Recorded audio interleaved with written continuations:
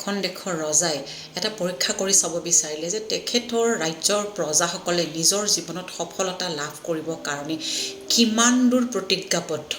সেইটো তেওঁ পৰীক্ষা কৰিবৰ কাৰণে কি কৰিলে তেখেতে যিটো মেইন অহা যোৱা ৰাস্তা আছিলে সেই ৰাস্তাত এটা ডাঙৰ বোল্ডাৰ টাইপৰ পাথৰ এটা পেলাই থলে আৰু নিজেই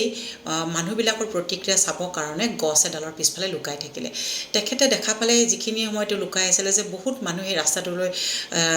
পাৰ হৈ যাবলৈ ওলাই আহিছিলে কিন্তু দেখা পালে এটা পাথৰ আৰু বহুতে একো নকৰাকৈ সেই ৰাস্তাটোৰ পৰা ঘূৰি গ'ল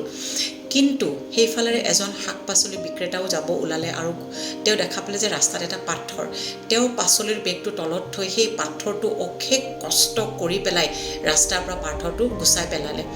আৰু যেতিয়া পাথৰটো গুচাই তেওঁ যাব ওলালে নিজৰ পাচলি বেগটো উঠাই তেনেতে তেওঁ দেখা পালে যে পাথৰটো গুচোৱা জাগাত এটা সোণৰ এটা বক্স থোৱা আছে য'ৰ পৰা সোণৰ মুদ্ৰা এটা দুটা ওলাই আছে তো তেওঁ গৈ বক্সটো হাতত তুলি ল'লে আৰু দেখা পালে যে তাতে এখন কাগজত কিবা লিখা আছিলে কাগজখন তেওঁ মিলি পঢ়ি চালে আৰু তাতে ৰজাই এটা মেছেজ দিছিলে আৰু মেছেজটো আছিলে যে যিজন মানুহে এই পাথৰটো ৰাস্তাৰ পৰা গুচাব তেওঁক এই সোণৰ মুদ্ৰাৰে পুৰস্কৃত কৰা হ'ল শাক পাচলি বিক্ৰেতাজনৰ মন আনন্দেৰে ভৰি পৰিল কাৰণ এই সোণৰ মুদ্ৰাৰে তেওঁ গোটেই জীৱন সলনি কৰিব পাৰিব গতিকে এই কাহিনীটোৰ মৰেল হৈছে এইটোৱে যে আমি জীৱনত কেতিয়াবা আমাৰ জীৱনত যদি কিবা চেলেঞ্জ আহে কিবা প্ৰব্লেম আহে আমি সেইটোৰ ওপৰত একো নিজে একশ্যন নলৈ পেলাই